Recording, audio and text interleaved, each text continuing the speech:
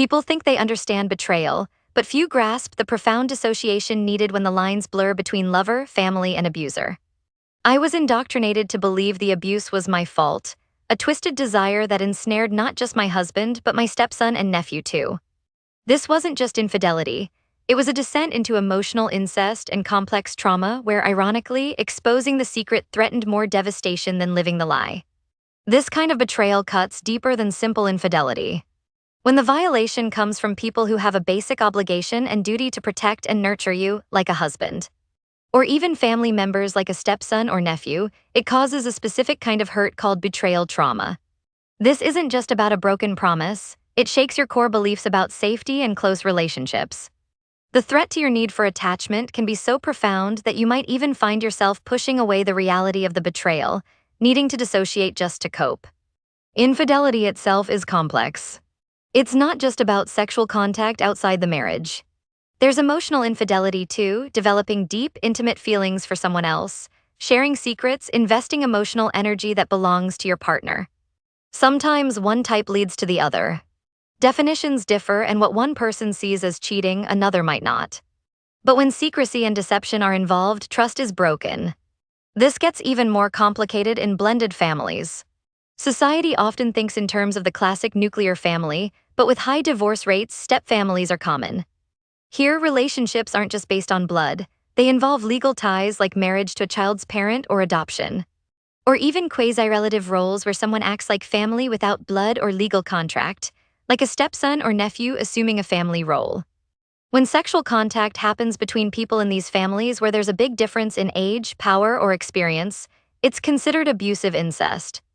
It doesn't matter if the less powerful person seemed to consent, that consent might have been groomed, forced, or given under perceived pressure or threat. Even incest between siblings close in age isn't always harmless. Coercion and intimidation can make it deeply exploitive. Sometimes the lines blur into what experts call emotional incest.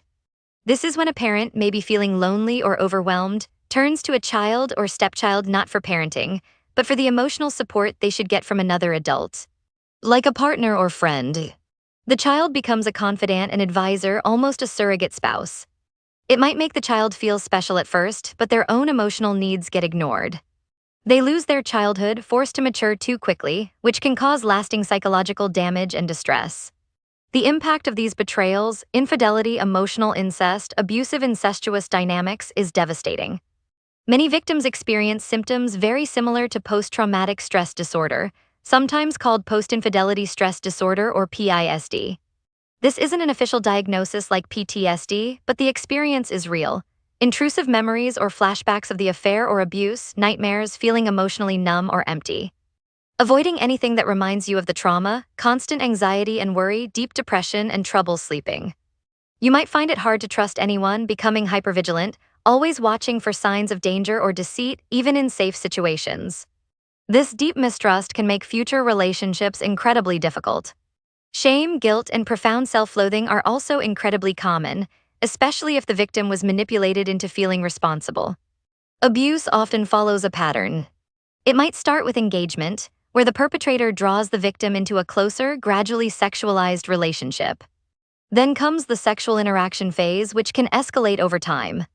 Crucially, there's the secrecy stage. The abuser works hard to ensure privacy, making the victim feel responsible, threatening harm or loss of attachment if the secret gets out. This brainwashing leaves the victim convinced they are evil, that revelation would only confirm their badness and lead to rejection. When disclosure finally happens, often accidentally, the family's reaction is unpredictable. Sometimes loyalty to the perpetrator, shame, or denial takes over. The family might protect the abuser, minimize the severity, and even blame the victim.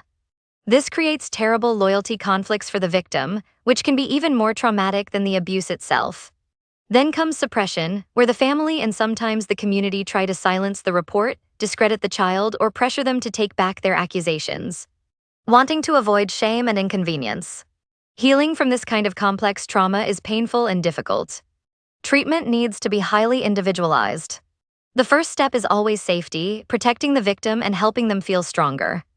Then comes remembrance and mourning, carefully processing the traumatic experiences and losses. Finally, reintegration helps the person integrate the past and move forward. Therapy needs to address the full range of symptoms, possibly including dissociation, which can be a hidden coping tool. The relationship with the therapist is crucial but complex. Patients may project feelings onto the therapist, expecting exploitation or betrayal.